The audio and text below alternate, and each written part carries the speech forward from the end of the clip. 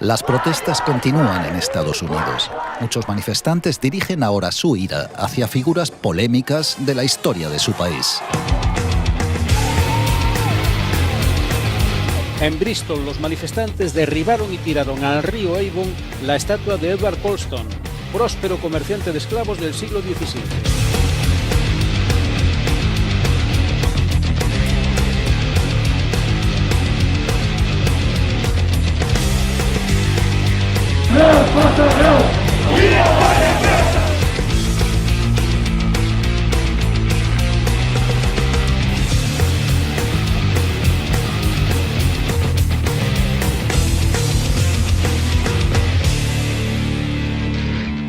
El movimiento contra el racismo que explotó en Minneapolis luego del brutal asesinato de George Floyd y se extendió rápidamente por Estados Unidos ya no tiene fronteras. En menos de 3 semanas despertó la solidaridad de jóvenes y trabajadores de todo el planeta, pero también tocó el nervio de la opresión y explotación, desatando movimientos que empiezan a cuestionar las bases mismas del sistema capitalista. Sobre estos movimientos y cómo ponen de manifiesto la relación entre racismo y capitalismo, vamos a hablar en este episodio de Claves Internacionales.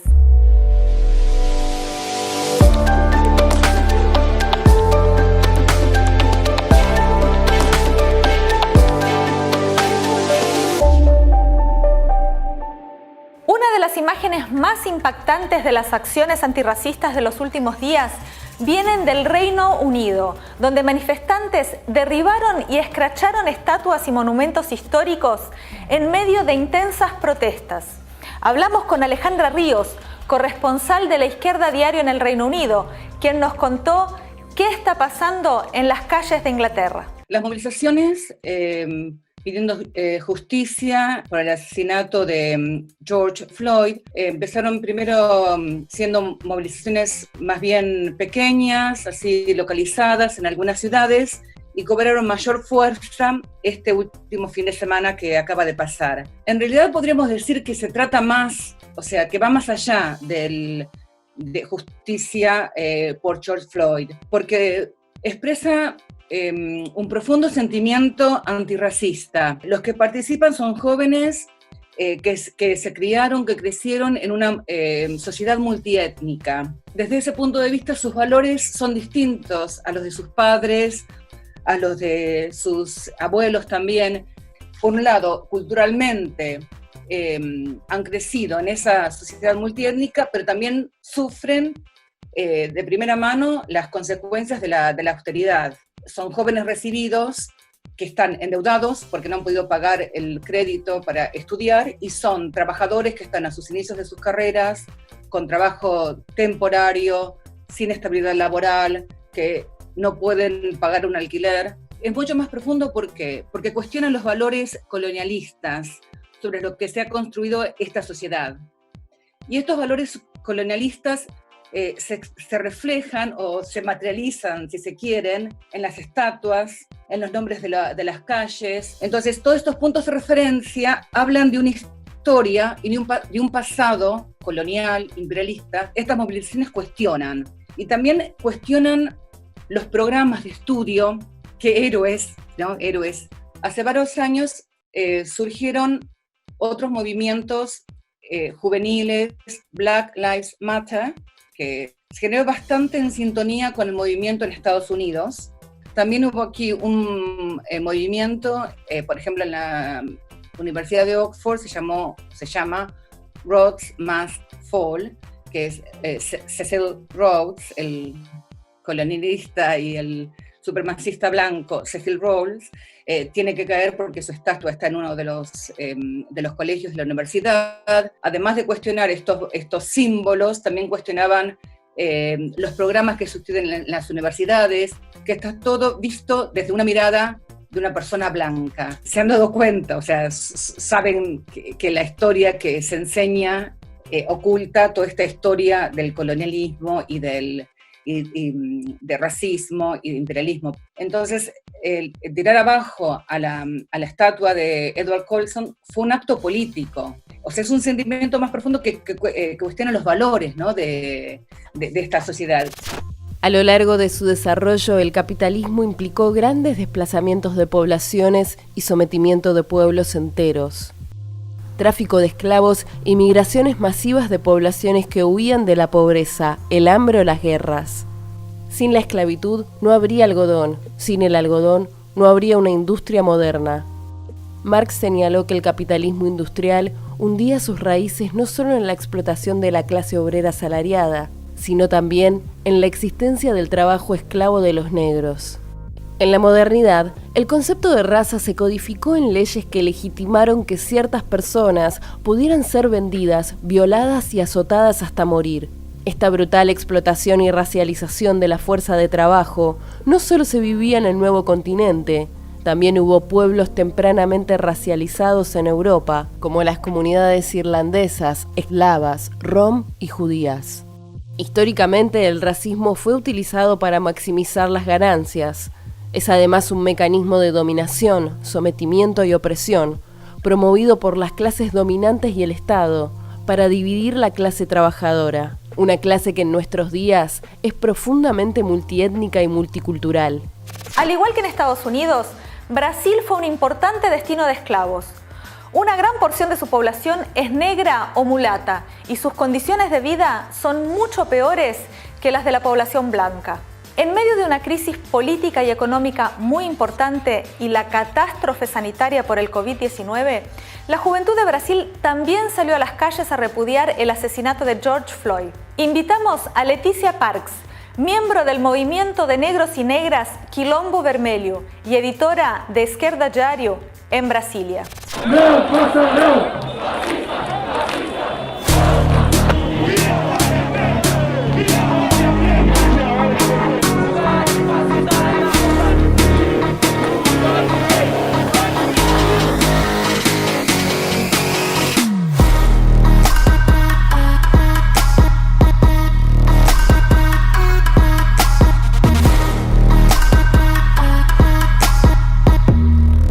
La juventud está en las capas más precarias de los trabajadores en Brasil, en especial en la juventud negra, que además de sufrir la violencia estatal en los barrios, en las favelas, con la policía, adentrando en sus casas, son los trabajadores que están ahí en las aplicaciones, en los aplicativos, trabajando de forma muy precaria, sin derecho a ningún tipo de reconocimiento y organización sindical ni nada. Así que empezó un movimiento desde el comienzo de la crisis, muy inspirador, de estos trabajadores saliendo a las calles. Hay mucha movilización, hay una posibilidad de que incluso se pueda avanzar más en más organización.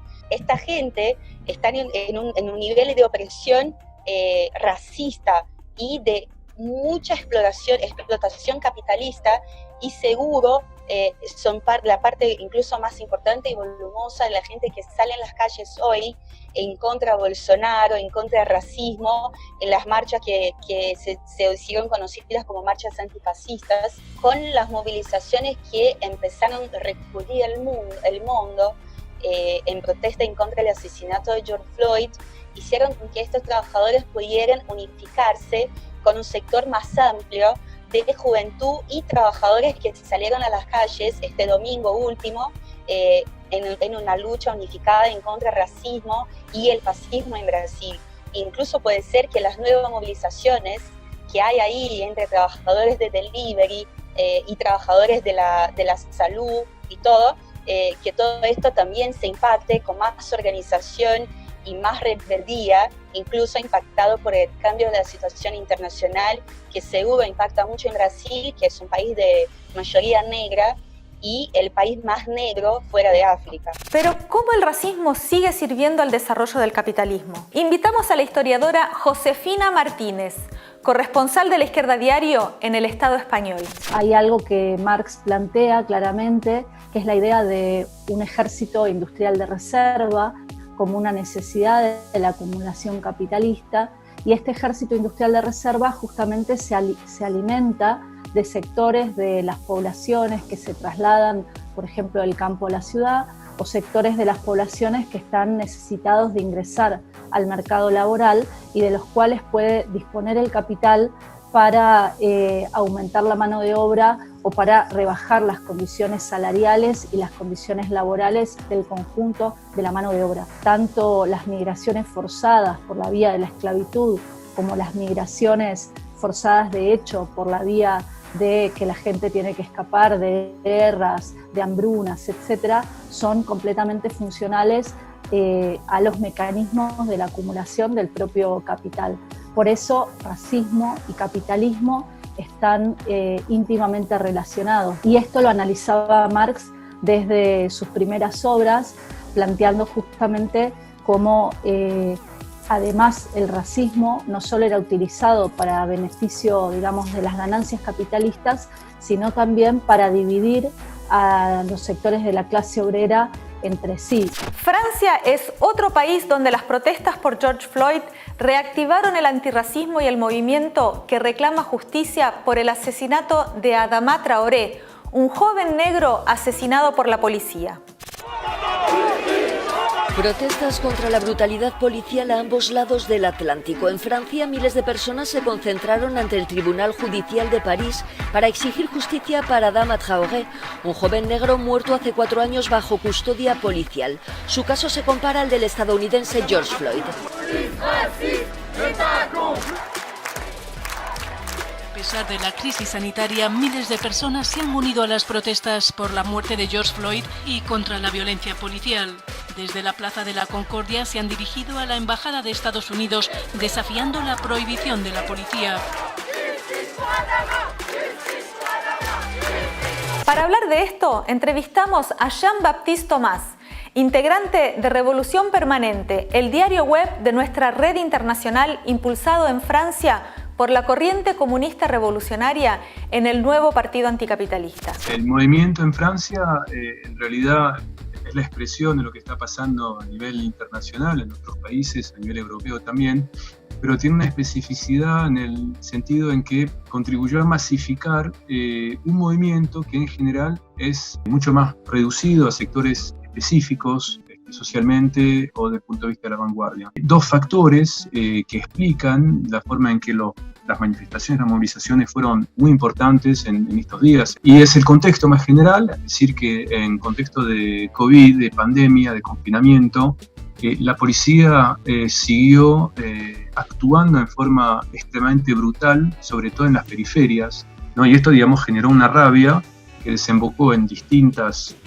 momentos, con escenas de violencia, entre comillas, en distintas ciudades de Francia, y que después del post-confinamiento, digamos, se tradujo en las movilizaciones que conocemos, es decir, que la rabia no estuvo confinada mucho tiempo. Y el otro elemento es el juicio en apelación por el caso de Adama Traoré. Adama Traoré es un joven asesinado a mano de la gendarmería en Beaumont-sur-Oise en 2016, en el noroeste, en la periferia noroeste de París, y a pocos días en el momento en que llegaba la noticia del asesinato de Floyd, ¿no? También de la misma forma en que murió Adama Traoré, es decir, con policías arriba de él que le bloqueaban la respiración, llegó una sentencia de justicia que decía precisamente que Adama no había muerto por la estrangulación, por la forma en que los gendarmes lo habían detenido, sino por una enfermedad que tenía, una enfermedad cardíaca, lo cual obviamente resultó escandaloso. Francia es uno de los países que durante siglos mantuvo un imperio colonialista, especialmente en África y el Caribe, y todavía lo hace.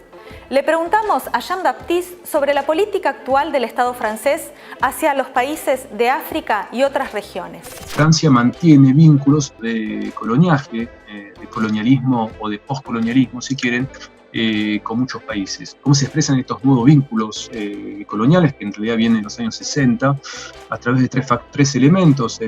La forma en que están sometidos, desde el punto de vista financiero, a París y a Francia, a través de los mecanismos, sobre todo del franco CFA, el franc CFA, que está vinculado al euro, es decir, no hay soberanía monetaria. Por otra parte, por la presencia de las multinacionales que dominan y poseen los sectores estratégicos. Si hablamos de la región subsahariana, por ejemplo, a nivel de la logística de los puertos, de la explotación del agro o la explotación del uranio, en el caso de Níger. Y por otra parte, un sinfín de intervenciones militares cuyo escenario, cuyo teatro es el territorio africano, que se multiplicaron sobre todo desde la presidencia de François Hollande, intervenciones que prosiguió y reforzó, consolidó Emmanuel Macron, ¿no? Pero se ve la forma en que el ejército francés perdura o continúa con los métodos de guerra sucia, de lucha antisubversiva, que se experimentó a lo largo de su historia, de su pasado colonial como cuerpo expedicionario, en África, en Indochina, durante la guerra de Argelia, y esto en cierto sentido explica también la forma en que reacciona y actúa la policía francesa en el mismo territorio nacional. El cuestionamiento al colonialismo del movimiento antirracista de los países centrales, como nos contaba Alejandra sobre Inglaterra, es muy auspicioso, sobre todo si lo miramos a la luz de la experiencia histórica de los trabajadores. Escuchemos lo que nos decía Josefina Martínez sobre esta cuestión, cuando el colonialismo estaba en pleno desarrollo. Estos mecanismos de dominación del capitalismo, que sobre todo llevaban a esta división de la clase obrera, no se podían garantizar sin la colaboración de las burocracias obreras, ya sea de los grandes sindicatos o de los partidos reformistas. Esto en la época imperialista, justificaba las empresas coloniales de sus propios países imperialistas y llevó directamente a la catástrofe de la Primera Guerra Mundial en 1914, algo que fue combatido por Lenin, por Trotsky, por Rosa Luxemburgo, es decir, combatiendo esa identificación de sectores de la clase obrera con sus propios gobiernos y dejando pasar ese sector de la aristocracia obrera, beneficiándose de la explotación colonial y del racismo. Frente al racismo y la situación más general en la que viven centenares de miles de jóvenes negros o de otros orígenes y la clase trabajadora de conjunto, ¿qué política deberían levantar los sindicatos y la izquierda francesa? Se lo preguntamos a Jean-Baptiste. En este marco, obviamente tendría que tomar en sus manos una serie de reivindicaciones democráticas elementales y estructurales. Las direcciones del movimiento obrero, empezando por los sindicatos, los grandes sindicatos de este país, pidiendo que cese el hostigamiento permanente hacia los jóvenes en las banlieues, la cuestión obviamente de la precariedad laboral, la cuestión de la desocupación, la cuestión de los salarios, la cuestión del racismo que se expresa también a nivel institucional, tanto en las empresas como inclusive en las mismas instituciones públicas, ¿no? En términos de acceso, son los elementos, el panorama, el contexto que tendría que tomar en sus manos, la lucha que tendría que tomar en sus manos el movimiento obrero, y que sectores de la izquierda, lo que llamamos acá de extrema izquierda, intentan tomar, combinándolo con la cuestión de, lo que tendría que hacer o no hacer en el sentido de dejar de existir la policía como fuerza de represión permanente al servicio del capital, ¿no? Y esto a 150 años o casi del aniversario de la Comuna de París, que escribió en su programa precisamente la disolución de las fuerzas policíacas como fuerza de represión y de opresión al servicio del orden capitalista. Estas son cuestiones, que se plantean en algunos sectores, ¿no? Pero que van más allá, superan los clásicos sectores de vanguardia o los sectores muy politizados de izquierda. Son discusiones que empiezan a emerger en algunos sectores de la juventud, en algunos sectores sindicales inclusive, sindicales de base, que empiezan a plantearse y a reivindicar precisamente posicionamientos muy alternativos en relación a los que son en general los de la burguesía sindical y las tendencias mayoritarias del movimiento obrero. Los países capitalistas centrales renovaron sus métodos de dominación sobre sus antiguas colonias, pero el racismo sigue jugando un rol esencial y se agudiza con el creciente autoritarismo. Vamos ahora hasta Brasil, donde el Senado aprobó la iniciativa presidencial para que los militares salgan a patrullar las calles de Río de Janeiro. La propuesta del presidente Michel Temer de militarizar la seguridad pública en las favelas de Río de Janeiro ha sido duramente criticada. Conmoción en Brasil. En la noche del miércoles, una concejala del PSOL fue asesinada. Mariel denunció la violencia policial y fue la crítica más destacada de la intervención militar en el estado de Río. 16 estados brasileños registraron movilizaciones para exigir el fin de la intervención militar decretada por Michel Temer y especialmente el poner fin al histórico genocidio de la población joven, pobre y negra de las favelas y periferias de Río de Janeiro. Le preguntamos a Leticia Parks ¿Cuál es la situación de los negros y negras bajo el gobierno de Jair Bolsonaro, en los estados donde gobierna la oposición de derecha y durante la década que gobernó el PT? La crisis política se expresa con mucha fuerza para los negros, porque es parte del discurso del Bolsonaro intentar fortalecer el contenido de racismo estructural que existe en Brasil, promoviendo discursos que legitiman violencias y prácticas de racismo más explícitas. Cuando llega la pandemia se comprueba, se viene a la superficie el racismo estructural de Brasil en los números de la pandemia. O sea, son los negros los que más mueren por la COVID. Esto muestra cómo el racismo está por detrás de las condiciones materiales de vida de los negros, que se fortalecen con el camino más y más a la derecha del régimen, que impuso reforma previsional, reforma laboral, todos ataques que pusieron incluso más miseria y más precarización a la vida de los negros. Esto hace que en las últimas encuestas incluso ya se note que la mayor cantidad de la gente que está en contra del gobierno son los negros y las mujeres. Esto pone una situación en la que Bolsonaro está cada día más apoyado por los militares, que incluso tienen todos los días asumido más y más rol en el gobierno. Los militares significan para los negros una amenaza muy importante. En su historia está la represión en contra muchas de las luchas negras de nuestra historia. O sea, no se puede aceptar que estén ahí los militares con este rol. Y en contra de Bolsonaro está una otra parte de la burguesía nacional que se representa en los gobernadores de Río, de São Paulo, que son los estados más importantes económicamente de Brasil, pero son gobernadores que, aunque sean una oposición a Bolsonaro, representan parte de lo más reaccionario también del país. João Pedro, por ejemplo, que fue el niño que fue asesinado adentro de su casa mientras hacía cuarentena, fue asesinado a mando de la policía de Witzel, que es el gobernador de Bolsonaro, de Río, oposición de Bolsonaro. O sea, no hay mucha salida adentro del régimen para los negros. Es algo muy estructural que hace parte de toda la historia política y social de Brasil.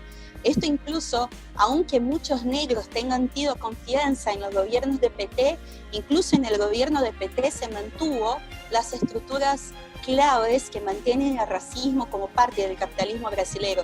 Un ejemplo es el hecho de que PT hizo con que la tercerización, que es uno de los mecanismos que hace con que los negros cobren menos por su trabajo, triplicó en los años de gobierno de PT. Si el racismo es parte estructural del capitalismo, ¿cómo se puede pensar la relación entre la lucha antirracista y la revolución socialista? Se lo preguntamos a Josefina Martínez.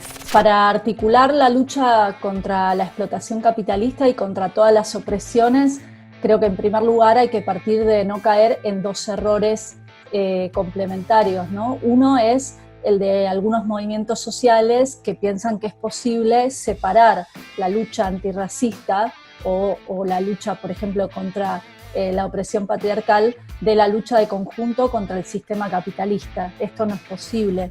Por otro lado, el error contrario es caer en algún tipo de reduccionismo de clase, un falso reduccionismo de clase, diríamos, que es pensar que la clase trabajadora no tiene por qué tomar en sus propias manos esta lucha contra el racismo. Y esto es completamente equivocado, porque justamente es la clase obrera la que, por los lugares que ocupa, las posiciones estratégicas en la producción, en la distribución, en todo lo que hace que el mundo se mueva, es la que puede apuntar a desarmar el poder de los capitalistas, que son la clase que mantiene y reproduce esas opresiones.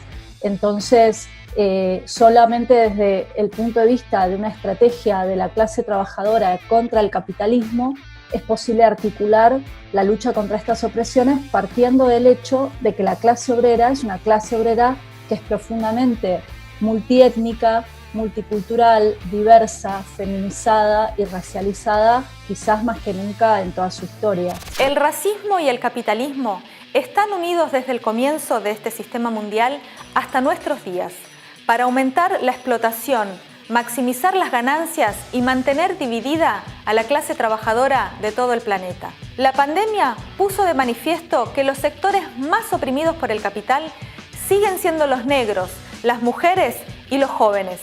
Millones de personas en todo el mundo que constituyen el escalón más bajo de la clase trabajadora. La lucha para terminar con el racismo, como parte del combate para terminar con el capitalismo, puede dar a luz a otro tipo de sociedad sin opresiones por el color de piel, el género o cualquier otra. Si te gustó este programa, compartilo vos también. Dale like, activa las notificaciones y déjanos tus comentarios.